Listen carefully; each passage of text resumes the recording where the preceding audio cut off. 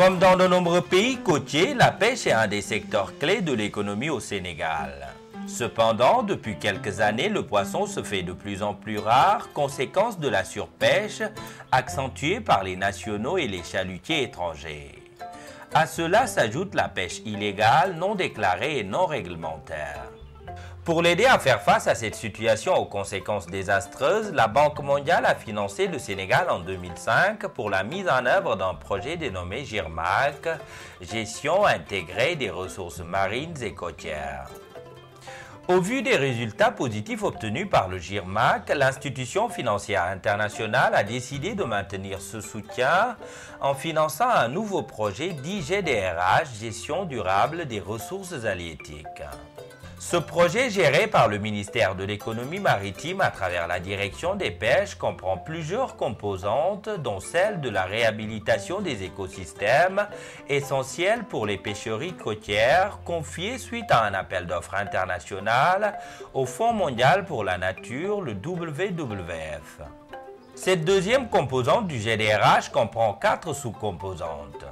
La première, c'est la mise en place de zones de pêche protégées ZPP à Mbodiène, Pointe-Sarène, Baling, Nianing et à Soumbédioune Carrière. Une zone de pêche protégée, c'est essentiellement une zone qui a raison de ses caractéristiques du point de vue de la composition de ses espèces, de ses habitats et de son intérêt pour les pêcheries.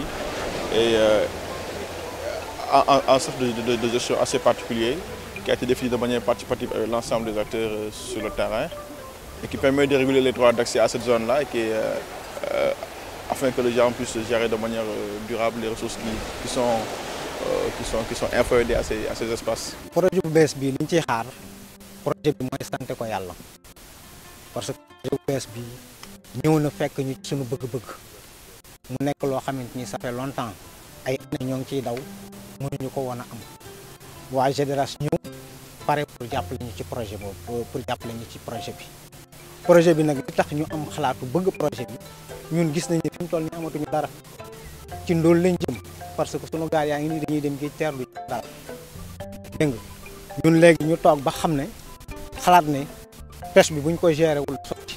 Ici au niveau de Pointe-Sarène, ce qu'on a des problèmes sur la pêche au niveau de Pointe-Sarène, c'est que on a constaté qu'il y a beaucoup de rareté de quelques espèces qu'on débarquait ici au Pointe-Sarène.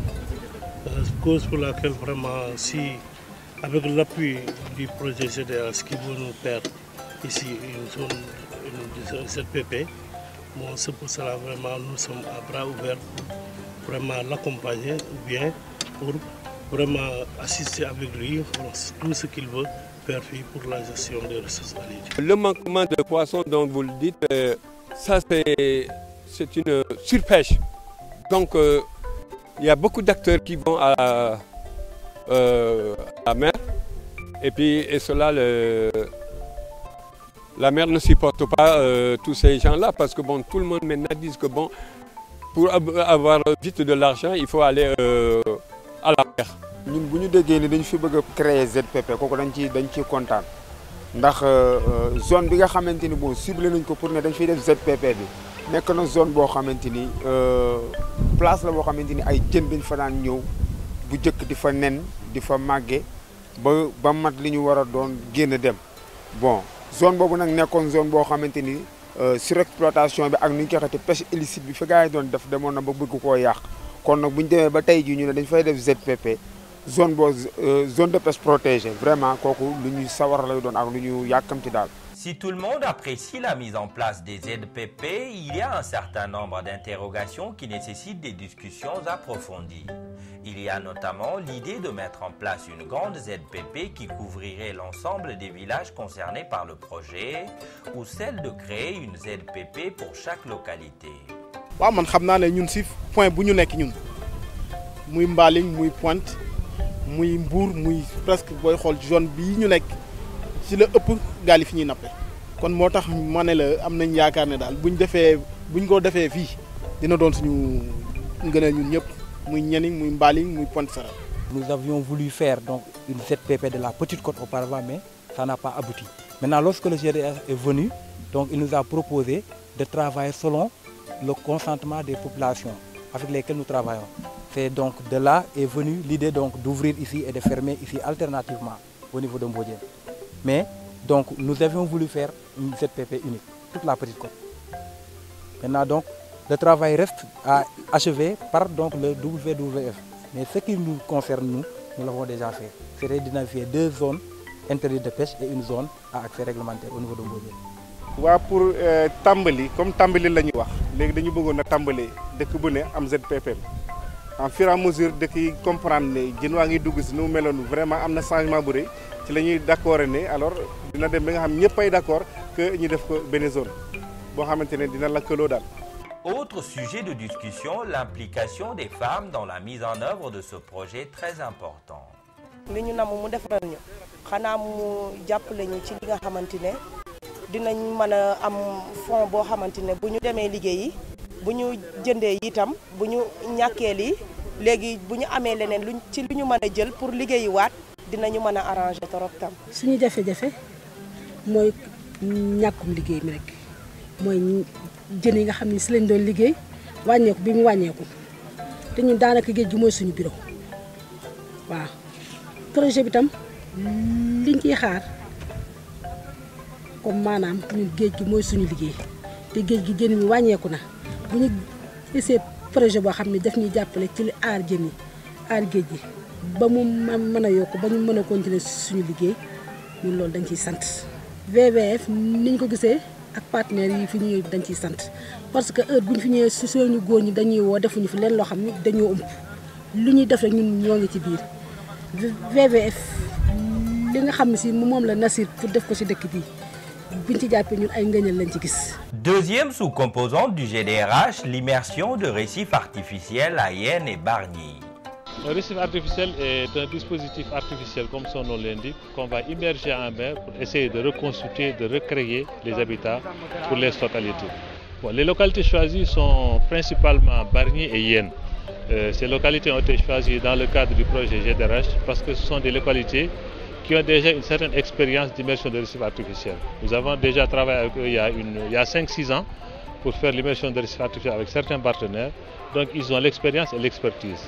Il s'est avéré que le projet de GDRH a un volet assez important qui est la reconstitution des écosystèmes essentiels. Et donc dans ce cadre-là, nous allons essayer de recréer les habitats dans ces zones-là pour pouvoir reconstituer des stocks halieutiques qui sont complètement en déperdition dans ces zones. À Bargny comme à Yène, les pêcheurs attendent avec impatience ces récifs artificiels dont on a de beaux souvenirs. bu njëkk bi avec les japonais la JICA la dañ fi defoon benn récif artificiel boo xam ne bi réewul lool waaye turam réewoon na amoon na jën aussi ba marée d'Italie parce que bi ñu jëkkee dañ avant ñuy def récif bi dañu xool géej gi yëpp ci jaune Jalaaw ba ñu gis ne fukki espèce ak ñett képp moo fi des benn wàll jën yëpp dem nañu seen yoon ñu ne bon day li ñuy sawee si géej gi pour mu mën a amaat jën moo di ne ñu defaat benn récif artificiel récif bi réewul nag waaye fukki xeet ak ñett lañ fi fekkoon avant ñuy samp récif waaye yàlla dafa dogal bi ñu defee récif bi ba pare bon bi ñu doxee ay 6 mois yooyu dañu ñëw xoolaat la fa nekk ñu gis ne léegi 52 espèces dugg nañ fi. Ces récifs, on attend des résultats parce qu'on a constaté, il fut un moment en 2004, on a constaté qu'il y avait un récif qui existait. Et ces récifs avaient des résultats sur la biomasse, sur la biomasse et sur la biodiversité. Nous avons constaté pour la nouvelle mise des récifs, nous pensons bien que cela peut entraîner des résultats auxquels la ville de Bargny peut compter. Les récifs artificiels qui seront immergés dans ces localités ont pour principal objectif la réhabilitation des habitats et la restauration des ressources dans ces zones où la pêche constitue la première source de revenus. Troisième sous-composante du GDRH, c'est l'écolabellisation, un moyen efficace de promouvoir une pêche responsable. 2 espèces sont choisies, les langoustes et les cigales de mer. Il s'agit de 2 espèces d'un intérêt commercial élevé car elles sont commercialisées vivantes sur le marché d'exportation avec des valeurs moyennes au kilogramme atteignant 10 000 francs CFA, soit 15 €. Qu'est-ce que l'écolabellisation? L'écolabellisation est un processus par lequel on donne une marque, j'allais dire de valeur, à un produit de la pêche pour montrer que ce produit, en tout cas cette espèce de poisson, a été capturé en respectant les normes environnementales les plus pertinentes, que sont le respect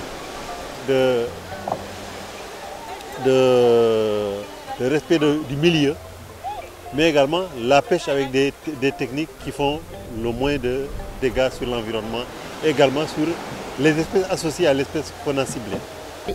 Écolabellisation boo déggee tur bi rek nga xam ne mënul nekk lu bon parce que boo bu ne éco rek écolabellisation ça veut dire non seulement dafay aar géej en même temps dafay xaw a yokkaale lu si wàllu commercialisation. Comme pour les autres sous-composantes, l'écolabellisation suscite un réel intérêt auprès des pêcheurs implantés le long de la côte de la presqu'île du Cap-Vert, entre Yoff et Terrou-Baïsogui. Cependant, ces derniers ont saisi la visite de l'équipe du projet pour signaler un certain nombre de difficultés qui constituent un blocage pour l'obtention du label MSI. Le premier de ces problèmes est l'interdiction par l'État il y a plus de 40 ans de la chasse sous-marine, décret 67-387. Le dit décret interdit la vente et la commercialisation des captures réalisées par cette technique. Or, selon les pêcheurs, la pêche sous-marine est la méthode de pêche la plus adaptée pour la capture de ces espèces dans le contexte actuel. Je pense qu'il serait très important de revoir ce décret, parce que, étant donné qu'il date de 40 ans et que c'est une forme de pêche qui est trop noble pour la cueillette des cigales et des langoustes, est-ce qu'il ne serait pas nécessaire de modifier ou bien de revoir ce décret? Autre sujet de discussion soulevé par les pêcheurs, l'exportation par le Sénégal de langoustes et de cigales en provenance d'autres pays. Les langoustes qu'on importe au Sénégal et qu'on réexporte à l'extérieur sous le label Sénégal. Ce qui est un phénomène qu'on doit éliminer parce que nous voulons que, étant donné que nous voulons écolabelliser nos produits, je pense que ça risque de créer un handicap sur la valeur commerciale de nos produits. Autre point non moins important, le monopole des exportations de langoustes et de cigales de mer détenu seulement par 2 opérateurs. Bu fekkee ne ñaari usines ñoo nekk Sénégal am agrément yore monopole achat bi tey da ngay ñëw ñu ne la 5000 suba nga ñëw ñu ne la 6000 à l'avant langouste daana jar 12000 cigale daal na jar 13000 mais léegi mënatul ne. Parce que nous dépendons de usines yoo xam ne dañuy fixer seen prix kooku gàllankoor la bu rëy ci écolabellisation bi. Sur toutes ces interrogations légitimes des pêcheurs, le WWF a entrepris des démarches. Quatrième et dernière sous-composante du projet, les droits d'accès. À travers cette sous-composante transversale, il s'agit de définir un ensemble de modalités et de mesures pour un accès et une gestion juste des différents outils mis en place, notamment les ZPP et les récifs artificiels. Il est bien de mettre en place des zones de pêche protégées, il est bien d'immerger les récifs artificiels, mais faudrait-il trouver les moyens pour que ces zones ou ces outils de gestion soient gérés dans de meilleures conditions. À ce moment, on doit délimiter ou on doit mettre en œuvre des processus d'accès à ces ressources.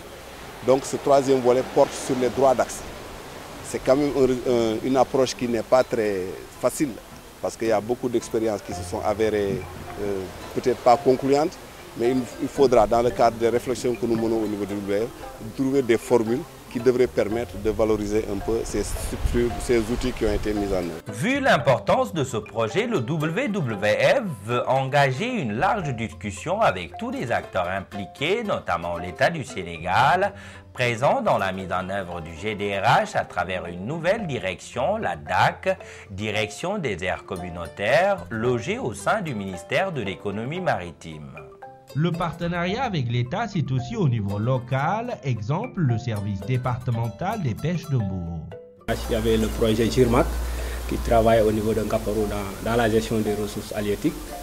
Donc aujourd'hui avec le GDRH, la gestion durable des ressources halieutiques, donc je pense que les attentes sont très importantes parce que vous savez aujourd'hui l'état des ressources halieutiques au Sénégal est assez catastrophique. Donc avec ces genres de projets, on espère qu'on pourra vraiment régénérer la ressource. D'autant plus que c'est un projet de cogestion donc, où il y aura les acteurs, il y aura le bailleur et maintenant l'administration qui doivent travailler ensemble pour essayer de faire revenir, comme je dirais tout à l'heure, les ressources halieutiques au niveau du département de Mbour. Avec plus de 60 000 pêcheurs et quelques 200 000 emplois directs et indirects, la pêche constitue un des leviers de l'économie sénégalaise. Aujourd'hui, face à la rareté des ressources halieutiques, tous les acteurs s'accordent à dire qu'il faut agir. Des projets comme le GDRH sont donc louables et doivent être portés par ces derniers, ce qu'espère le WWF qui prône dans sa mise en œuvre une démarche participative.